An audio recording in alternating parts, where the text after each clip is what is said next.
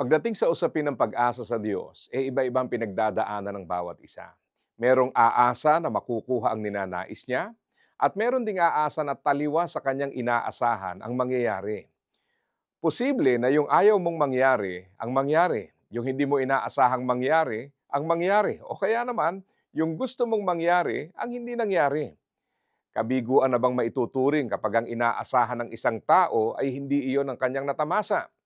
Ilang bagay ang dapat nating isaalang-alang. Una, hindi lahat ng gusto nating mangyari ay ayon sa kalooban ng Diyos. Yan ang dahilan kung bakit may mga pagkakataon na yung gusto mong mangyari ay hindi iyon ang nangyayari. Pangalawa, may mga bagay na ina-accomplish ang Diyos na marahil ay hindi natin agad nauunawaan. Kaya hindi natin maipaliwanag kung bakit ganoon ang mga pinapahintulot ng Diyos. Pangatlo, sadyang limitado ang ating kakayahang unawain ang nais ng Diyos dahil ang isip at kaparaanan niya ay higit sa ating isip at kapamaraanan. Ang sabi nga sa Isaiah chapter 55 verse 8, sinabi ng Panginoon, ang aking kaisipan ay hindi katulad ng inyong kaisipan, at ang aking kapamaraanan ay hindi katulad ng inyong kapamaraanan, pahayag ng Panginoon.